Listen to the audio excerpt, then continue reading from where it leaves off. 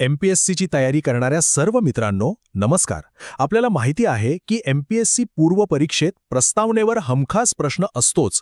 तर आज आपण ह्याच टॉपिकमधले अत्यंत महत्त्वाचे मुद्दे म्हणजे ते तथ्य, सुप्रीम कोर्टाचे निर्णय आणि ती 42वी घटनादुरुस्ती हे सगळं असं पक्क करणार आहोत की तुमचा एकही मार्क जाणार नाही. ठीक आहे, तर मग आज आपण काय काय बघणार आहोत? सगळ्यात आधी आपण प्रस्तावनेची अगदी बेसिक माहिती घेऊ. मग त्यातले जे महत्त्वाचे शब्द आहेत ना ते समजून घेऊ. त्यानंतर एमपीएससीचा सगळ्यात आवडता टॉपिक 42वी घटनादुरुस्ती. मग आपण बघू की यावर प्रश्न नेमके कसे येतात. आणि शेवटी एक सुपरफास्ट रिव्हिजन करूया. चला सुरू करूया. चला, आपला पहिला विभाग मूलभूत माहिती आणि दर्जा. म्हणजे बघा, प्रस्तावना आली कुठून आणि कायद्याच्या भाषेत तिचं स्टेटस काय आहे, हे मुद्दे समजले ना की पुढचा सगळा अभ्यास सोपा होऊन जातो. हा आपला पाया आहे, हे लक्षात घ्या. तर प्रस्तावना म्हणजे नेमकं काय? सोप्या भाषेत सांगायचं तर हे आपल्या संविधानाचे एक ओळखपत्र आहे, एक आयडेंटिटी कार्ड. आणि एमपीएससीसाठी सगळ्यात महत्त्वाचा पॉईंट कोणता? तर ही पंडित जवाहरलाल नेहरूंनी मांडलेल्या उद्दिष्टांच्या ठरावावर आधारित आहे. हे वाक्य लक्षातच ठेवा. आता या तारखांवर जरा विशेष लक्ष द्या. बघा, 1946 मध्ये तो उद्दिष्टांचा ठराव मांडला गेला, पण परीक्षेसाठी महत्त्वाच्या तारखा आहेत पुढच्या दोन. 26 नोव्हेंबर 1949 ह्या दिवशी आपलं संविधान स्वीकारण्यात आलं, अडॉप्ट करण्यात आलं. आणि 26 जानेवारी 1950 पासून ते पूर्णपणे लागू झालं, म्हणजे एन्फोर्स झालं. हा स्वीकारणे आणि लागू होणे यातला फरक एमपीएससीसाठी खूप महत्त्वाचा आहे. आता हा तर एमपीएससीचा एकदम हॉट टॉपिक आहे. दोन महत्त्वाचे खटले बघा. सुरुवातीला 1960 मध्ये बेरुबारी युनियन केसमध्ये सुप्रीम कोर्टाने काय म्हटलं की प्रस्तावना संविधानाचा भाग नाही. पण मग 1973 साली आला ऐतिहासिक केशवानंद भारती खटला आणि यात कोर्टाने आपला आधीचा निर्णय पूर्णपणे बदलला. त्यांनी स्पष्ट सांगितलं की प्रस्तावना हा संविधानाचा एक अविभाज्य भाग आहे आणि हो, त्यात दुरुस्तीसुद्धा करता येते. हा बदल परीक्षेसाठी अत्यंत महत्त्वाचा आहे. आणि हा एक असा मुद्दा आहे ज्यावर हमखास एमसीक्यू बनतो. प्रस्तावना ही न्यायप्रविष्ट नाही. म्हणजे काय? म्हणजे प्रस्तावनेत लिहिलेल्या गोष्टी लागू करा म्हणून आपण कोर्टात जाऊ शकत नाही. ती एक मार्गदर्शक आहे, पण कायद्याने बंधनकारक नाही. चला आता वळूया प्रस्तावनेतल्या त्या शब्दांकडे ज्यांच्यावर थेट प्रश्न विचारले जातात.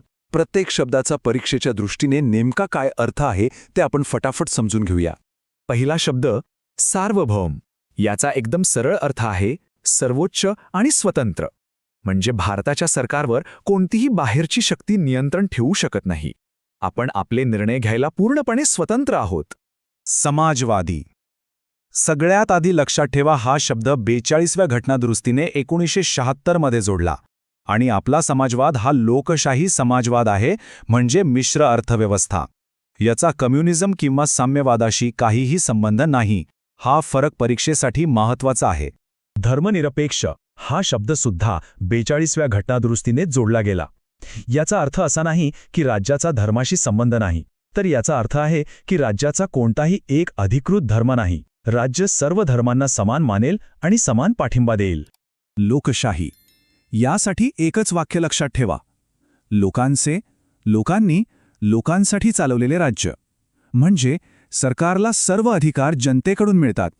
आणि भारतात आपण संसदीय लोकशाही प्रणाली स्वीकारली आहे. गणराज्य किंवा रिपब्लिक याचा संबंध आहे देशाच्या प्रमुखाशी. आपल्या देशाचे प्रमुख म्हणजे राष्ट्रपती हे वंशपरंपरेने येत नाहीत, ते निवडलेले असतात. जिथे देशाचा प्रमुख निवडलेला असतो त्याला गणराज्य म्हणतात. हे राजेशाहीच्या अगदी उलट आहे. आता ही 4 मूल्य न्याय, स्वातंत्र्य, समानता आणि बंधुता ही खरं तर आपल्या संविधानाची उद्दिष्टे आहेत, ध्येय आहेत. सामाजिक, आर्थिक आणि राजकीय न्याय, विचार, अभिव्यक्तीचं स्वातंत्र्य, दर्जा आणि संधीची समानता आणि देशाची एकता वाढवणारी बंधुता हे आपलं अंतिम ध्येय आहे. आता आपण आलो आहोत त्या टॉपिकवर ज्यावर प्रश्न आला नाही असं होतच नाही.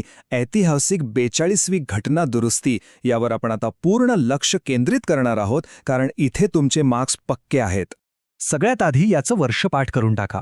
42वी घटना दुरुस्ती वर्ष होतं 1976.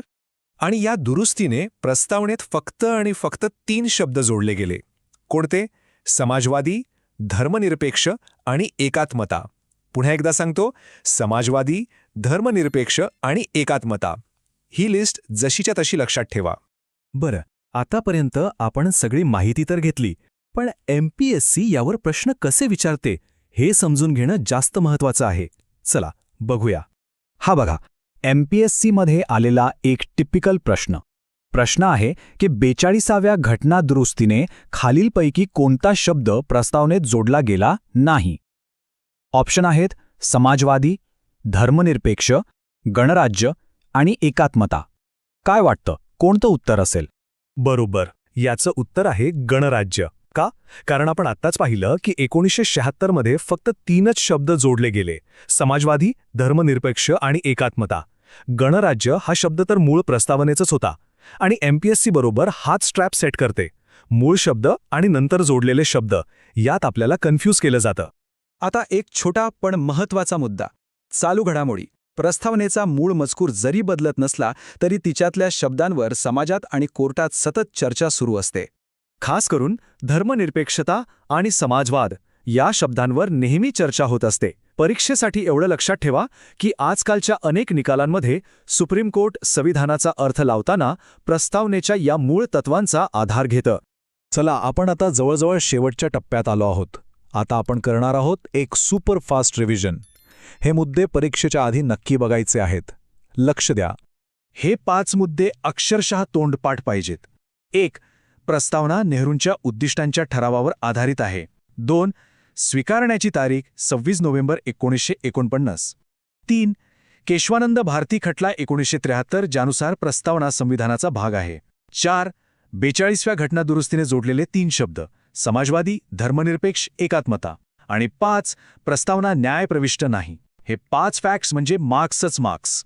आणि जाता जाता एक विचार करण्यासाठी प्रश्न. प्रस्तावना जर संविधानाचं ओळखपत्र असेल आणि केशवानंद भारती खटल्यांनुसार तिची मूलभूत रचना बदलता येत नसेल, तर मग सतत बदलणाऱ्या आपल्या भारताचं भविष्य आणि ही शाश्वत मूल्य यांच्यात ताळमेळ कसा साधला जाईल यावर नक्की विचार करा. राज्यसेवा प्रिपरेशन करताय? आन्सर स्कोअर करायचे आहेत का? तर आमच्यासोबत जुडा आणि MPSC फोकस्ड व्हिडिओजसाठी चॅनलला लाईक, शेअर आणि सबस्क्राईब करायला विसरू नका.